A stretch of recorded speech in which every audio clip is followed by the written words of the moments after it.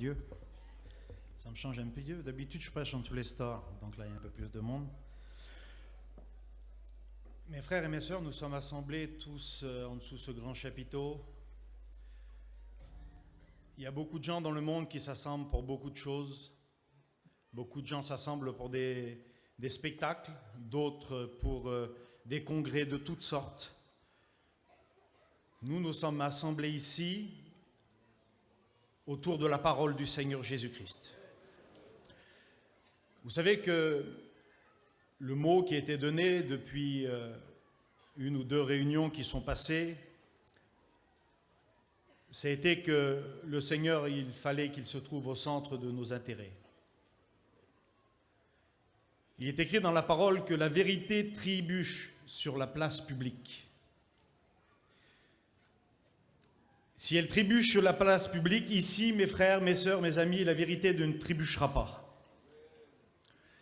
Ce que je vais essayer avec la grâce du Seigneur, avec ce que je vais essayer de pouvoir faire ce soir, c'est de vous dire la vérité. J'aimerais que ce soit réglé, clair, entre vous et moi, entre ce que vous êtes venus entendre et ce que j'essaie d'apporter ce soir. J'aimerais que cette chose soit réglée. Je ne suis pas ce soir ici pour essayer de faire ou d'accomplir une prestation. Je ne suis pas ici pour bien prêcher ou mal prêcher. Je ne suis pas ici pour essayer de faire quelque chose de bien ou de moins bien. Je suis ici pour dire la vérité. Est-ce que vous êtes prêts à entendre la vérité? Parce que vous savez, mes amis, aujourd'hui, on aime écouter beaucoup de choses. On aime écouter de beaux spectacles. On aime entendre de choses agréables. On aime entendre. Mais est-ce qu'on veut écouter la vérité? Parce que vous savez, mes amis, la vérité, elle ne fait pas toujours plaisir. La vérité, souvent, elle blesse. Si vos amis, ceux qui sont le plus proches auprès de vous, si ceux qui mangent à vos tables, si vos femmes qui dorment dans vos lits, vous dites et vous direz toute la vérité sur ce que vous êtes, vous serez bien souvent en désaccord avec eux. Mais voilà, il y a l'image que vous essayez de refléter, il y a ce que vous êtes réellement. Vous ne pourrez jamais changer ce que vous êtes réellement. On vous avertira toujours les derniers, vous serez toujours les derniers au courant de ce que les gens pensent réellement de vous. Vous savez, c'est rare qu'un ami véritable vienne vous dire la vérité. Il y a tous ceux autour qui essaient de vous dire des choses pour essayer d'arrondir les angles. Mais un ami vrai vous dit toujours la vérité. Et j'ai rencontré cet ami fidèle qui m'a dit la vérité. Alors avec ce que je suis, jeune prédicateur pour beaucoup, Seigneur Jésus, je vais essayer d'apporter la vérité. Mais cette vérité, si vous n'êtes pas prêts à l'entendre, mes amis, mes frères et mes sœurs, si vous n'êtes pas prêts à entendre cette vérité, elle trébuchera ici. Les paroles ne sortiront pas bien loin. Elles vont tomber juste derrière ce pupitre. Mais si vous êtes prêts à l'entendre, cette vérité, l'Esprit Saint va prendre cette vérité et va le mettre profondément dans vos cœurs, dans vos âmes. Et ce ne sera pas un message de plus. Ce ne sera pas un message de plus. Vous savez, dans nos vies, mes frères et mes sœurs, il y a toujours un jour. Il y a toujours un jour où on se rappelle. Il y a toujours un moment. Il y a toujours quelque chose de fort qui s'est passé dans nos vies. Il y a toujours notre premier enfant qui est né. On se rappelle comme on l'a pris dans nos bras. On a vu ses yeux s'ouvrir. Il y a 2 jours marquants, des jours peut-être de peine qui ont marqué nos vies. Seigneur, pas parce que c'est moi qui prêche ce soir, mais j'aimerais que ce soir, ce soit un jour qui marque ta vie. Vous savez, il y a un homme qui s'est appelé Vince Lombardi. Cet homme, c'était un entraîneur de football américain. Cet homme, il avait une lourde tâche.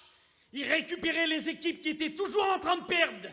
Il récupérait les équipes qui étaient toujours dans la défaite. Il les prenait, c'était bien souvent des personnes qui étaient dans ces équipes, qui avaient l'habitude de jouer, des joueurs chevronnés. Mais voilà, on ne sait pas pourquoi, ils avaient tout pour réussir. Mais ils n'arrivaient pas à gagner un match. Et lui, il avait cette lourde tâche, il récupérait ces équipes-là. Et puis il commençait à expliquer à ces joueurs chevronnés, à ces personnes qui avaient passé des années sur les terrains. Il commençait comme ça. Il disait, mes amis, ceci est un ballon. Il est ramené au départ. J'aimerais vous ramener au départ, mes amis. Ceci, c'est la parole de Dieu. C'est la parole du Christ. Je ne sais pas par où vous êtes passé, par des livres quelconques. Je ne sais pas qu'est-ce que vous avez lu, mais laissez tomber tout ça. Ça, c'est la parole de Dieu. On n'a besoin de rien d'autre que ça. J'aimerais qu'on prie le Seigneur, s'il vous plaît. J'aimerais qu'on prie ensemble. J'aimerais demander à Michel Carlo qui prie le Seigneur pour moi, s'il vous plaît. Je vous ai dit, mes frères et sœurs, qu'il arrive parfois que nous côtoyons. Vous savez, quand le Seigneur Jésus-Christ est mort sur la croix du Calvaire, lorsque l'Église, après l'effusion du Saint-Esprit, s'est formée, il y a de tout temps des personnes qui ont côtoyé l'Église, de tout temps des personnes se sont mêlées à l'Église. Et puis depuis 10, 15, 20 ans, 30 ans, il y a toujours dans ces vies-là beaucoup de défaites. Il y a très peu de victoires. Il y a très peu de jours victorieux dans leur vie. Beaucoup aujourd'hui, ils aiment écouter de chants, des programmes magnifiques.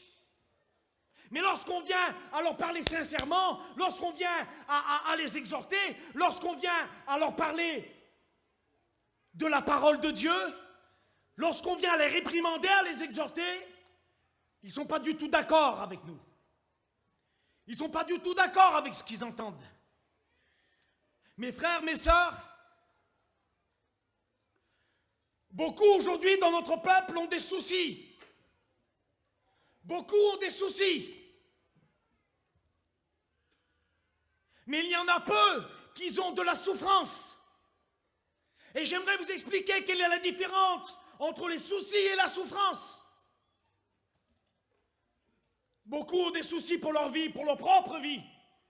Ils ont les soucis du manger, du boire. Ils ont les soucis du matériel, du toit.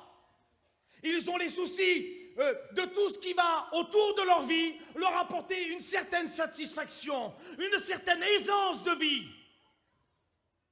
On décide rarement, vous savez, pour nous-mêmes. Vous dites, si je décide pour moi-même, non. Beaucoup sont influencés par le regard des autres. Et les autres décident de la voiture qu'ils vont avoir. Les autres décident du terrain qu'ils vont avoir. Les autres décident des vêtements qu'ils vont porter. Les autres décident de comment ils vont parler. Parce que malgré eux, ils s'occupent plus du regard des autres que du regard de Dieu sur leur vie.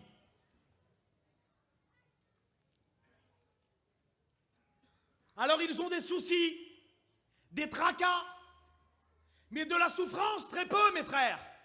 De la souffrance très peu, mes sœurs. Et il y a une grande différence entre les soucis et la souffrance. La souffrance est un sentiment amer. La souffrance est un sentiment aigu, profond, qui vient toucher jusqu'aux profondeurs de l'âme. Il y a une grande différence entre les soucis que les hommes ont pour leur propre vie sur la terre et les souffrances qui engagent l'Église du Seigneur, qui engagent tous les membres du corps, pour ceux qui se perdent dans le monde, pour ceux qui périssent dans l'Église, pour ceux qui ont des difficultés, pour ceux qui sont dans la maladie.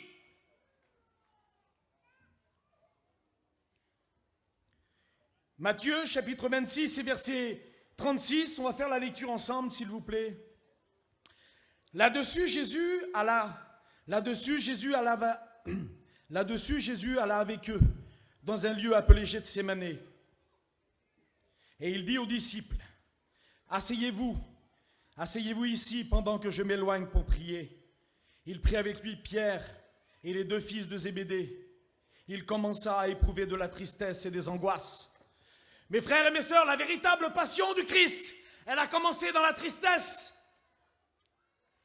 Elle a commencé dans la souffrance. Elle a commencé dans le jardin. Elle a commencé là où sur son visage, il a commencé à avoir du sang. Sur son visage, il y avait du sang qui coulait par les pores de sa peau.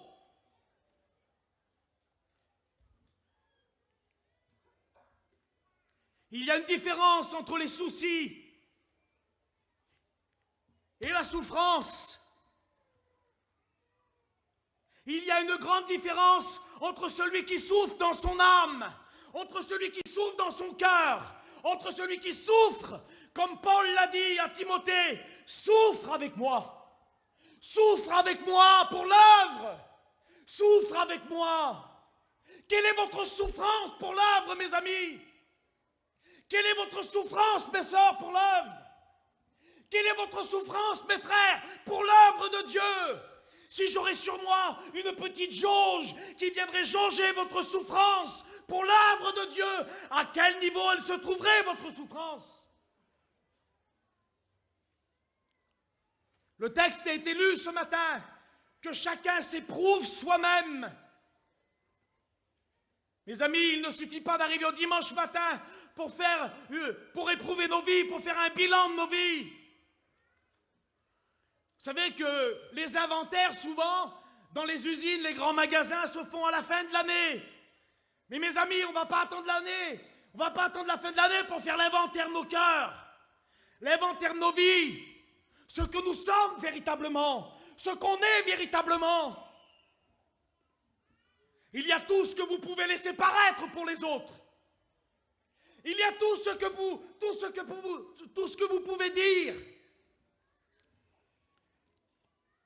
Mais il y a ce que vous êtes, mes frères et sœurs. Vous comprenez qu'on peut tromper tout le monde. On peut leurrer tout le monde. Mais lui, on ne le trompera pas. Lui, mes amis, lui, mes frères, lui, mes sœurs, on ne le trompera pas. Quelle est notre souffrance? On parle souvent des temps anciens, où il y avait des miracles, où les choses se passaient, les jours merveilleux du réveil. Mais mes amis, les jours merveilleux du réveil, je ne les ai pas connus, moi, jeune serviteur. Les jours glorieux du réveil, je n'y étais pas. Mais mes amis, je suis ici aujourd'hui, et je sais qui je sers. Et mon maître n'a pas changé, et je veux les jours glorieux du réveil, aujourd'hui pour ma vie. Je ne veux pas vivre sous la nostalgie du passé. Nous sommes des personnes de l'avenir. Ce sont les inconvertis qui parlent toujours du passé, se ressassant leurs bons souvenirs. Parce que l'avenir leur fait peur. Parce que devant leur fait peur. Mais à nous, mes amis, devant ne nous fait pas peur. Parce que nous savons où nous allons.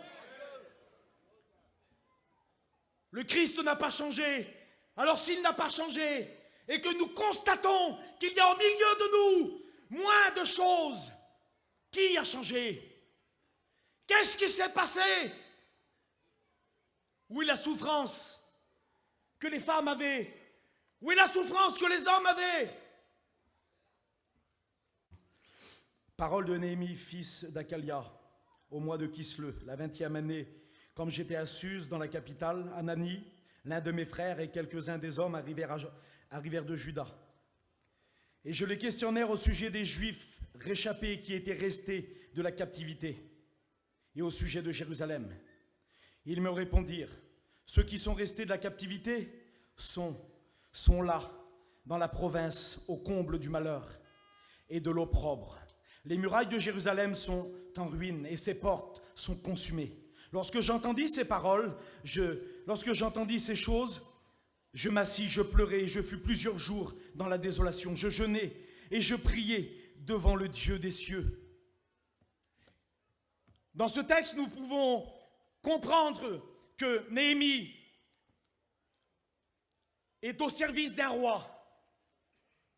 Il nous est dit que Néhémie, lorsqu'il va rencontrer ces personnes, va leur poser la question au sujet de Jérusalem. Et puis lorsque ces personnes vont lui témoigner de la situation, Néhémie, comme vous l'avez écouté dans la lecture, il est profondément touché. Il est profondément touché au plus profond de son âme, au plus profond de son cœur. Et puis, il va rentrer. Et quand il va rentrer, la Bible nous dit qu'il était au service du roi. Et quand il va servir le roi, la Bible nous dit qu'il n'avait jamais mauvais visage. Il n'avait jamais mauvais visage. Et le roi va le voir, il le connaît, va lui demander, mais pourquoi, Néhémie, as-tu ce visage-là? Qu'est-ce qui se passe? Et Néhémie va lui dire, mais comment, mon roi, comment je pourrais avoir bon visage quand la ville ville où il y a mes pères d'intérêt, quand la ville de mon roi est consumée, tant que les portes sont en ruine, comment je pourrais être bien? Comment on peut être bien, mes frères et sœurs? Comment on peut être bien? Quand l'œuvre de Dieu est touchée, comment on peut être bien? Quand l'œuvre de Dieu vient à être touchée, quand on voit autour de nous les choses qui se passent, comment on peut bien vivre en essayant de faire des projets pour planter, pour bâtir? Comment on peut être bien pour faire des projets dans le monde, pour faire des projets d'acquisition de choses? Comment on peut être bien? Il nous est dit que les autres sont là, ils lui font simplement le constat de ce qui s'est passé. Dieu va parler à Néhémie. Néhémie va les reconstruire. Mais pourquoi? Pourquoi alors Dieu n'a pas parlé à ceux qui étaient là-bas sur place? Pourquoi? Il y avait des hommes qui étaient là. Il y avait des hommes qui étaient là. Pourquoi Dieu ne leur a pas demandé à eux? Parce que Néhémie, c'était un homme de prière. Il se tenait dans le jeûne et dans la prière. Et il a eu de la souffrance pour l'œuvre. Ceux qui étaient là-bas n'avaient pas de souffrance. Pas comme Dieu le voulait. Pas comme Dieu le voulait. Jérusalem est détruite. Pourquoi ces hommes-là n'avaient pas été utilisés? Pourquoi ceux qui étaient sur place? Pourquoi Dieu ne leur avait pas parlé? Néhémie, c'était un homme de prière. Il avait la souffrance dans son cœur pour la ville de son roi. C'était un homme du lieu secret. Et c'est ça qui a toujours fait la différence, mes amis. À l'image de Paul, à l'image de Jacques, à l'image de Jean, c'était des hommes habitués du lieu secret. C'est là que la différence, elle s'est faite. C'était des hommes qui passaient du temps, non pas pour être vus des autres, mais ils passaient du temps pour l'œuvre de Dieu. C'est là que la différence, elle se fait, mes amis. Dans le lieu secret, il a recommencé à construire comment? Il a commencé à reconstruire déjà dans la prière, déjà dans le jeûne, déjà avec son cœur contrit. C'était des hommes habitués du lieu secret. Connais-tu ce lieu, mon ami? Connais-tu ce lieu? Beaucoup d'hommes, beaucoup de femmes au bout de 10, 15, 20 ans, 30 ans ne connaissent pas ce lieu. Le lieu secret, ce qui a fait la différence, mes amis, ce qui fait la différence dans la vie d'un homme, dans la vie d'une femme. Ce n'est pas une belle prestation, une belle prédication à la convention. Mes amis, quand tout ça se sera éteint, quand les projecteurs vont s'éteindre, quand ce chapiteau sera démonté, quand on aura fini sur la place de jouer, quand on aura fini, mes amis, de faire les spirituels, qu'est-ce qui va rester? Quand on va rentrer chez nous, quand on va rentrer dans nos terrains, quand on va rentrer sur nos places désignées, quand on va rentrer dans nos familles, quand on va rentrer, qu'est-ce qui va rester, mes amis? Qu'est-ce qui reste quand les projecteurs sont éteints? Quand on plie, quand le décor est plié, qu'est-ce qui reste? Quand on est seul à l'hôpital, qu'est-ce qui reste? Quand on est seul face à la maladie, quand on est seul face aux problèmes, lorsqu'on est seul face aux assauts du diable, qu'est-ce qui reste? Non, mes amis, une belle prestation, un beau cantique. Non, mes amis, un bon morceau. Non, ça ne change rien du tout. Ne jugez pas les hommes sur leurs prestations, jugez-les sur leurs témoignages. Qu'est-ce qui va rester, mes frères et mes sœurs? Oui, cet homme-là, c'était un homme habitué du lieu secret. Oui, cet homme-là souffrait. Il souffrait pour la ville de son roi. Il souffrait.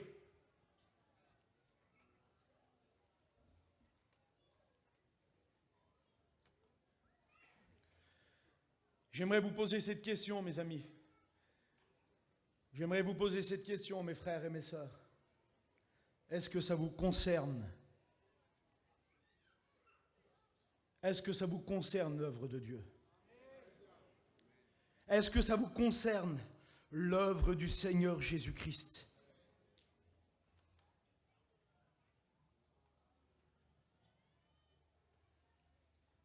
Mes amis, on a eu les 60 ans de la Convention il n'y a pas longtemps.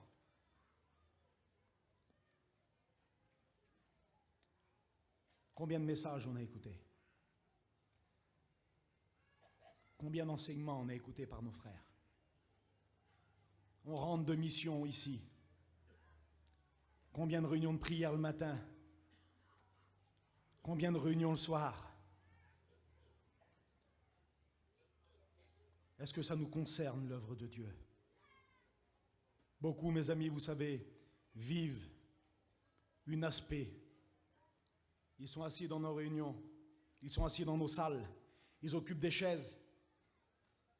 Vous savez, il y a une chose contradictoire qui m'a toujours étonné. C'est de dire ne pas vouloir aller dans un endroit et d'organiser toute sa vie pour y aller.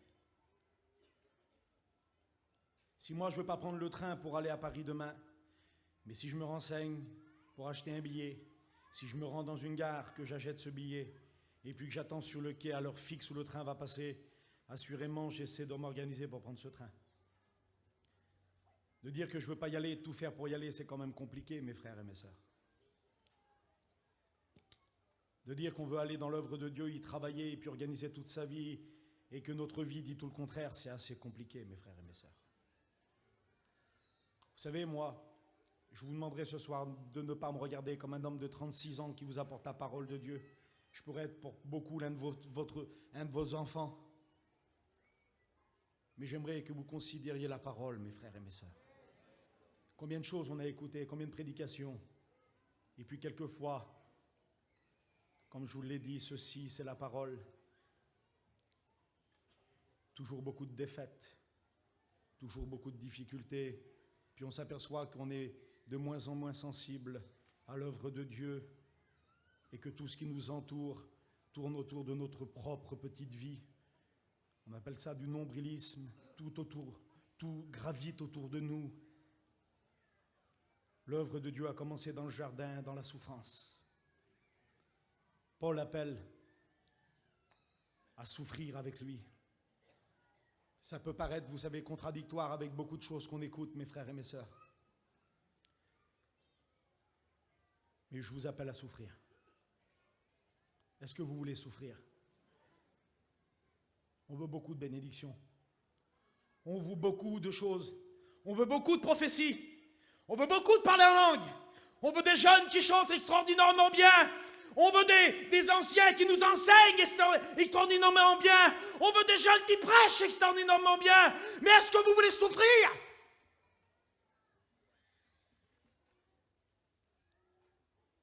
Mes amis, je ne veux pas de facilité dans ma vie.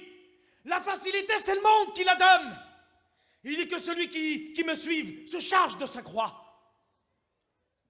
Si vous voulez écouter l'évangile de la prospérité, au nom du Seigneur, vous ne l'écouterez pas ici. Oui aussi, nous on souffre. Oui aussi, nous on est malade. Oui aussi, nous on meurt. Oui aussi, nous on a du mal à payer nos traites. Oui aussi, on a du mal à acheter du pain. Mais au nom du Seigneur, nous vivons la vérité. On ne va pas troquer la vérité pour un morceau de camion ou pour une auto ou pour 4 palmiers dans un terrain. Vivons la vérité. Est-ce que vous voulez souffrir? Oui, mes amis, ce n'est pas facile, l'œuvre de Dieu. On a beau dire qu'on dépend de Dieu, c'est plus facile à dire qu'à faire dépendre de Dieu, vous savez.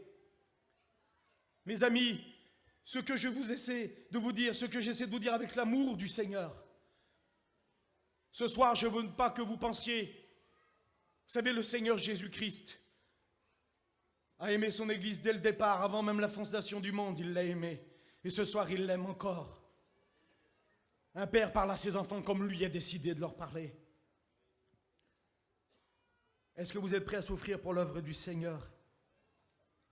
Est-ce que l'Église, ça vous concerne? Est-ce que la tiédeur dans l'Église, ça vous concerne? Est-ce que ça vous intéresse?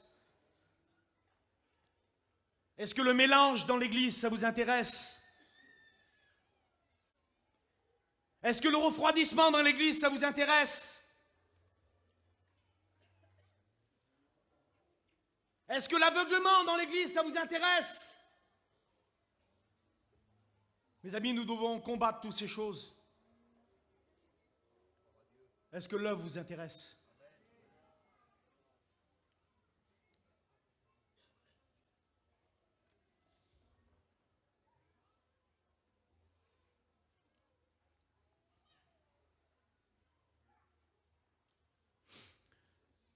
Aujourd'hui, mes frères, mes sœurs, mes amis, nous vivons dans un monde de chaos. Nous vivons dans un monde où le péché a atteint vraiment un point culminant de l'humanité. On vit dans un monde de ténèbres. On vit dans un monde irreligieux, blasphémateur. On vit dans un monde cupide. On vit dans un monde où les hommes aiment se montrer et aiment être vus des autres. On vit dans un monde où le péché couche à la porte de quiconque sorte chez lui. Mes amis, comment allez-vous réagir face à ce monde-là? Comment allez-vous réagir face à ce monde? Vous êtes appelés à combattre. Vous êtes appelés à combattre. Vous êtes appelés à souffrir.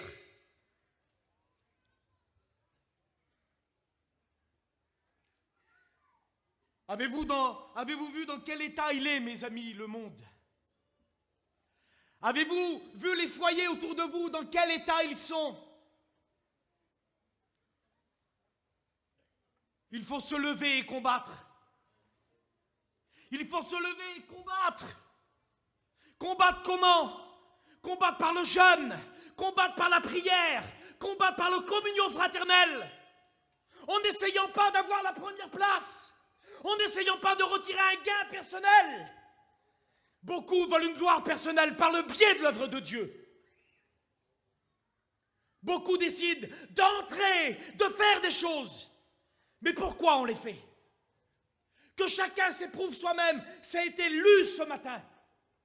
Tu as décidé de prendre un travail. Tu as eu un travail cet été, tout au long de l'été. Pourquoi tu l'as voulu? Tu projettes de faire quelque chose. Pourquoi tu veux le faire? Tu projettes d'être à la tête de quelque chose. Tu occupes un poste. Mais quelles sont les motivations de ton cœur? Qu'est-ce qui motive ton âme?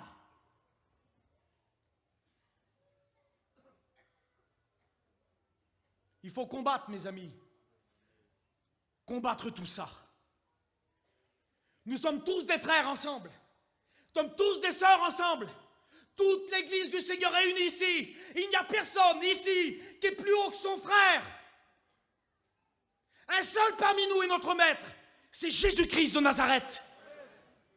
Nous devons respecter tout le monde. Mais laisser la place au Christ. C'est la guerre, mes amis. Vous n'êtes pas en guerre, mais lui, il est en guerre. Vous n'avez pas décidé de l'attaquer, mais lui, il va vous attaquer. Alors défendez-vous au nom du Seigneur. Défendez-vous. Défendez vos foyers. Défendez vos familles. Comment vous pouvez dormir le soir en ayant du souci pour vos affaires lorsque vos enfants sont perdus? Comment vous pouvez dormir le soir en projetant d'acheter des choses dans le monde, en espérant bâtir, planter, quand vos pères, vos mères sont âgés et vont tout droit en enfer?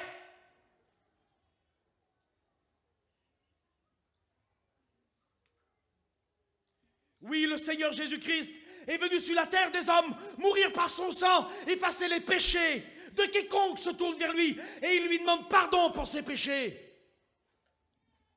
Oui, tous les hommes devront répondre pour le bien et le mal qu'ils auront fait tant dans leur corps. Mes amis, comment peut-on dormir le soir quand les portes sont écroulées, quand les murs sont consumés, quand à côté de nous les foyers brûlent, quand à côté de nous les foyers tremblent? Quelle est la souffrance que vous avez pour eux? Quelle est votre souffrance pour eux? Ils sont perdus. Comprenez qu'ils sont perdus. Si ce n'est pas ça qui nous motive, pourquoi Dieu n'a pas demandé à un autre homme que Néhémie?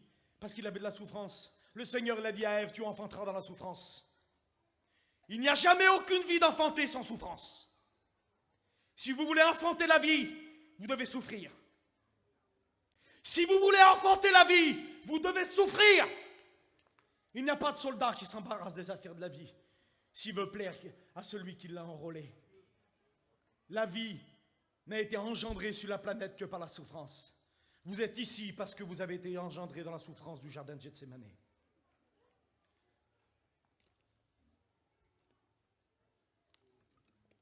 C'est la guerre, mes amis. Il faut combattre. Combattre comment?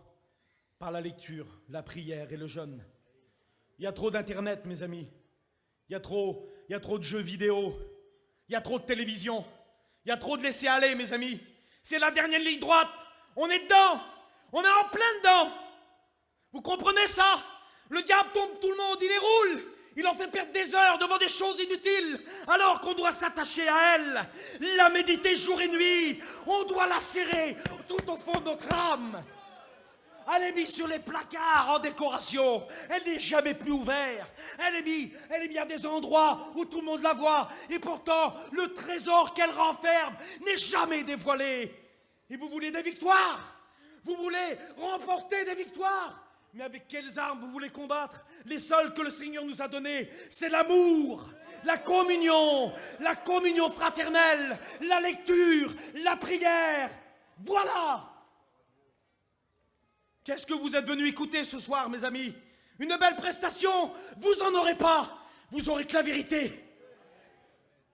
Vous aurez que la vérité.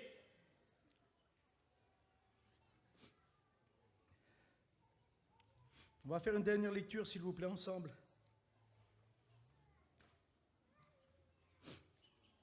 Et ensuite, on va prier le Seigneur.